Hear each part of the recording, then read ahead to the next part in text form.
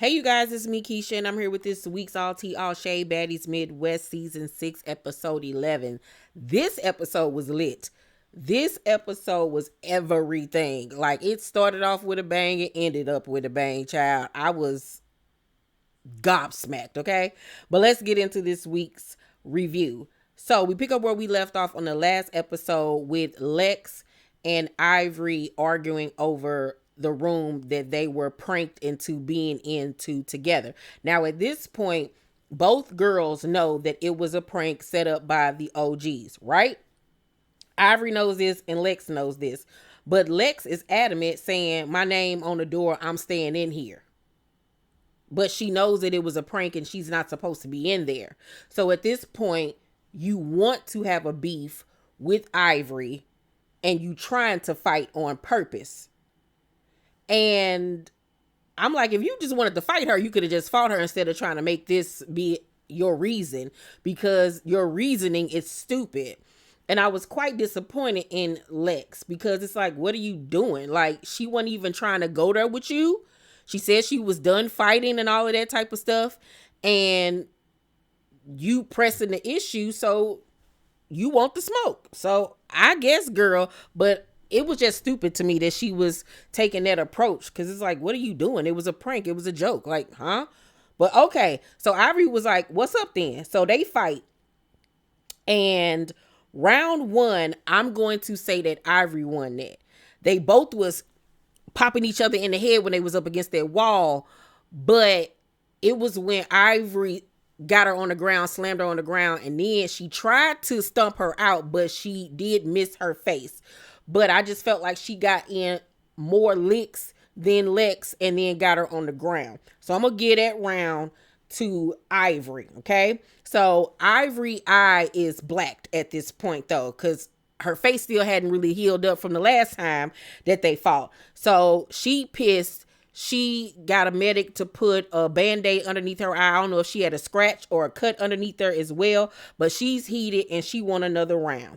So she downstairs because of course there's more room in the living room area. So she calls Lex out. Lex comes downstairs and they go for round two. Round two, I'm going to give to Lex. I'm going to give it to Lex because her hits were actually connecting. When I slowed it down and went beat by beat, her hits were connecting, whereas Ivory's weren't. So that round goes to Lex. Mind you, face still pretty, ain't nothing going on, not a scratch, not a blemish, not nothing. Round three, I'm gonna give it to Lex. She got a good hit on her round three. Soon as they started up round three, she bop hit her in the face with a good old right hook. I was like, ooh, it was an old nasty hit. You heard that pop, honey. She got Ivory that third round as well.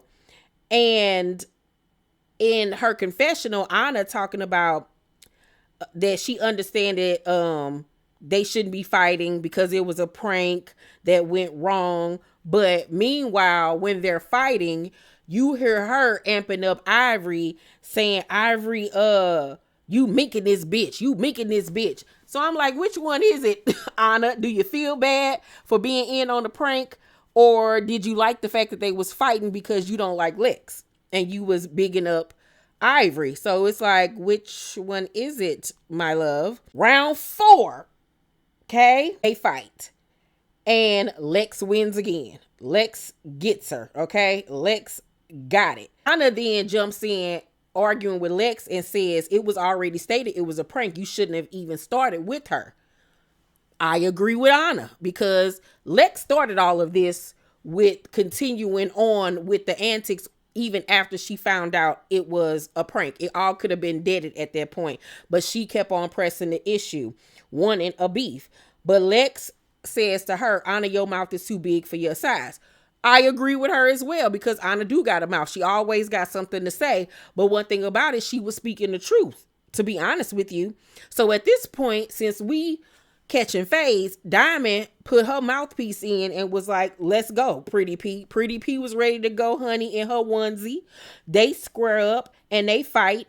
And nobody wins round one. Neither one of their hits was connecting. They was doing a bunch of like, how are y'all fighting? Like, what kind of fighting is this? They fighting like they two feral cats. Like, it was so embarrassing. I was like, if y'all don't get somewhere and sit down with this mess that y'all trying to call fighting, girl, bye. Round 2, nobody wins because nobody's hits are connecting. Diamond too busy trying to fight like this so she don't get hit in the mouth. And Pretty P, meanwhile, fighting like it was so ridiculous. So after their second round, Lex and Anna argue again. And Anna tells Lex to shut up. And Lex says, shut me up. And then Anna says, since my mouth too big, you shut me up. But neither one of them did anything to the other one to shut them up. They just continued to argue. So neither one of them really wanted to fight each other, obviously. But that's a fight I would love to see. And I think they're going to end up fighting at the reunion because Lex wants that, okay? So round 3 between Pretty P and Diamond. Pretty P got her round 3. Her hits actually connected, and security ended up grabbing Diamond because she was kind of getting beat up, and she really got in some licks when Diamond was being held by security. Ivory wants another round. She is not done with Lex. They square up again, and Lex whoops her again. Clean hook. Bop! I mean, girl. And let me say, with round 4 between Lex and Ivory, when they was fighting, I gave it to Lex too, because even though Ivory was trying to rush her and rushed her to the point that she fell back into the reclining chair, her hits were not connecting because, once again, like Lex was saying, Ivory want to fight with her head down and just be punching. You can't fight like that and just hope a punch gonna land. So while she trying to rush her fighting like this, Lex, like she said, got her head up and actually hitting her in the face and getting her. And even when her back was on the couch, she still was binking her, got her real good. And Ivory met her match with Lex. Even with Mel, her and Mel, they would just go blow for blow for blow for blow for blow. And it was like nobody really effed the other one up. Like, there was no knots, no black eyes, no nothing, even though they both can fight. But with Lex whooped her. Came out, no blemishes, no marks, no scratch, no black eye, no knots, no nothing. Meanwhile, Ivory sitting over there looking like a 45-year-old crackhead that's living on the street homeless. Ooh, that girl ugly is that one thing. I'm sorry. No amount of makeup, clothes, wigs will help her. That is a nigga in a dress. Child. Oh my God. Oh, she got a face only a mother can love, and obviously her mama did not love her. Good God Almighty. Ivory had a knot over her, the black eye, the bandage looking like Nelly in Country Grandma. It was a mess. I was like, at this point, leave it alone. Leave it alone. Ivory thought that she was going to be able to whoop Lex because Lex, tall, light-skinned, pretty girl. And she met her match, honey, because Lex been whooping her and eating her up. Ugh. So after all the fights, Natalie decides not to send anybody home. She doesn't send Emma home because after the OGs told her about her situation, she felt like that would be wrong to send her home. And she felt like all the other girls deserved a chance. And she then gives Scotty the opportunity to give out a chain. So Scotty says she has 2 choices and she needs help from the other girls to decide. She thinks that Jazz or Lex deserve the chain. And of course, someone was like, Jazz don't deserve no chain. If she get a chain, I'm snatching it. And all the other girls was kind of confused as to why she picked Jazz too. Jayla saw where she was coming from, but mostly everybody else felt like it should go to Lex. I like Jazz, don't get me wrong. She ain't never backed down from a fight. She's not a fighter. Do I think that she deserved a chain? No, I do think that Lex deserved it over her. But I agree with Roelly with I don't think that you should just get a chain that willy-nilly. I feel like it's something that you should have to really work towards. Like, be on the show for at least 2 seasons or something. Like, really put in that work to get this. You know what I'm saying? These are real diamond chains that they obviously going crazy over. So really make them work for it. But in the end, Jazz was like, I appreciate that. I thank you, Scotty. But, I'm a girl's girl. I'm a real ass bitch. I feel like Pretty P deserves it. So everybody was like, what? Like, you being ungrateful, you don't deserve no chain if you were to give it to somebody else. And she was like, no, I'm just being real. I feel like she constantly being overlooked. Pretty P appreciated it. Roelly, however, got up and was very vocal. She did not like that she was, squandering her opportunity and trying to give it to somebody else. She felt like that wasn't baddie behavior. But Natalie and Jayla saw where she was coming from. So in the end, Scotty ends up giving the chain to Jazz. And Summer immediately tried to run up on her and fight her, but Ivory stepped in front of Jazz and was like, you ain't gonna touch her. Summer backed her ass up. She sure did. So Lex is mad, like, huh? Like, how y'all giving her a chain over me? She mad? Like, these girls be so mad over these chains, honey. So when Summer sees she got the opportunity, she runs up on Jazz and fights her and breaks her chain. But she did all of that and Jazz still won the fight. Like, how you letting this little pint-sized girl beat you up? Yeah, you broke the chain, but you act like Zeus won't get it fixed, or like she ain't got the money to get it fixed. Like, and she already got real diamond chains anyway. So it's just like, okay, that was dumb. So everybody kind of looking at her like, what was that about? Like, you goofy, you ratchet, you dusty, like, you a hater. Like, did nobody like the fact that she did that? I didn't like the fact that she did it either, because it's just like, Summer, you're reaching for low-hanging fruit at this point. Like, how many times are you going to harass this girl and try to fight her? It's giving you only fighting her because you think you can win, or you ain't gonna get beat up. It's like you're obsessed with her. Like, you're a stalker. Like, what is wrong with you? Like, leave the girl alone. I don't know if you jealous of her. You want to be her. You want to cut her skin off and wear it like a sweater. Like, you look crazy at this point. Like, So, upstairs when they go to their rooms, Summer says to Lex, you still beat that bitch ass, talking about Ivory. And I was like, oh, Summer, you in this mouth, Miss Mamas, because when Ivory see this, and I'm sure she has, she gonna get you at their reunion, because she been online talking cash-ish, all right? So I hope she be able to back it up at the reunion, because Ivory gonna get you, honey. This reunion gonna be nuts, okay? So Diamond tells Lex that she feels like she deserved the chain, and she understands how she feels because she knows she was put in the same predicament. Downstairs, Roelly, Natalie, and was it Jayla? Or I don't know who else was sitting there, but they all are having a conversation, and Roelly says that Slim has to be her assistant in order to stay. And if she doesn't agree to it, she got to go home. So Nat tells her, all right, well, I feel like you need to go tell her then before we go to the club. So she was like, okay. So Roelly and Slim meet at this like little hole in the wall bar and grill or whatever. And I don't know what in the cremation 95,000 was going on with Slim's makeup, ma'am, but it was like she had on paint primer on her face. I was like, who did that to you? Because I know ain't no makeup artist do that to her.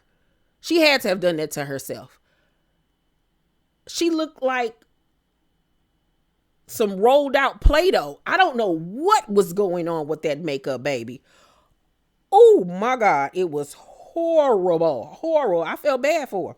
Because she went out in public like that. Thought she was eating. And it was civilians in there as they filmed this scene. Like, what? Okay. Slim, however, is very apologetic to Roelly and says that she's apologized for what she said about her son, but she also felt like what Roelly said was a big F you to her by talking about her father, about comparing her to Gretchen, saying she not black and all of this stuff. And I agree with Slim where you started this by coming for my father. You know, yeah, they was going back and forth, but you took it to a whole nother level when you talked about my father. And God forbid, the fact that she talked about this man allegedly touching on her. Don't know how true that is. Whatever. If she confided in something like that to you, that's downright dirty for you to then expose that to the world. You know what I'm saying? That's messed up. So she was like, you know, after you said that to me, I said what I said back to you to hurt you. But Roelly got this little taste of power and says she'll never forgive her and they'll never be friends and she don't like her and she refuses to apologize for anything, which is just so stupid to me. She then is on this power trip and goes on to tell Slim that in order for her to be a baddie and stay on the show, that she has to be her assistant. And Slim was like, what you say? What? Huh? So she was like, so there is a chance for us to be friends. And she was like, no, I don't like you. I'll never like you. I'm trying to put some money in your pocket. So I'm trying to help you out. If you didn't care about her, if you didn't like her, you would have sent her home. You wouldn't have cared about her making no money. You still care about that girl. There is a friendship there. And I feel like I believed Slim when she was apologizing to her. You know what I'm saying? It seems like she genuinely does care about Roelly. And I think that deep down inside, Roelly does care about her too. She's just, you know, hurt. Because if I ain't like you, I wouldn't give a damn. You going home. So it cracked me up though when Roelly was, you know, being like, you gonna be my assistant, you gonna do what I tell you and all of this type of stuff. Slim gonna say in her confessional, I don't appreciate that this fat ass brisket bitch yo, that tickled me. Slim, however, agrees to it, you know, because it's money. She needs it. It's a way for her to get back on the show. It is what it is. So she gonna do it. We gonna see how this works out, child, because girl, you better than me, because it ain't that serious to be no baddie. But, you know, she got to get some money, so I guess, child. So on the bus to the club, Ivory is obviously a little tipsy drunk. And she get up and she says that she wanted with whoever moved the name tags on the door. So Nat was like, we all did it. And she was like, nah, F that. Who was the one that switched it? Natalie finally says, I did. Meanwhile, everybody else is on mute. Like they in the Beyonce mute challenge. So Ivory stands on what she said. She was like, I want that with whoever did it. Like, period. Natalie just sitting there trying to act like she don't hear what she's saying. The other girls that was involved, I don't think Anna was there. I think Anna stayed back or something like that because I don't remember seeing her on the bus. But Jayla and Scotty was sitting there on mute. And I'm like, because Ivory was like, she wants that. She wants that, okay? So Diamond decides to take the moment and apologize to Akbar. I don't know where they came from, but she apologized to her. Akbar said she felt bad and apologized to her. They hugged it out. Natalie then decides to take responsibility for moving the name tags. And I couldn't understand if Ivory said, Natalie, I know that it wasn't you or it was you. I don't know if she said was or wasn't you that moved them. I couldn't understand what she was saying. I tried to rewind it back several times, but you know, she was slurring her speech, so I really couldn't tell. But Ivory, as of present day, was still online saying now that she know who did it, she want that at the reunion. So I guess we shall see what happens. But I felt like the OGs was being pussy. Y'all always talking about standing on business. Natalie? Natalie? Yeah. Girl, like, what's good? And Ivory was online present day saying how fake Natalie is, how she a ish sorter, how she'll come over there in her ear telling her she don't like this person and she don't F with this person. And then she'll turn around 5 minutes later and Natalie sitting over there kikiing with the same girl she was just talking about. So it seemed like she got some smoke for Natalie at the reunion. So Ivory is on one. She's was like, y'all up here playing games. I don't know y'all like that. And now y'all then started this and got me fighting this girl because I already said I'm going to fight her every day.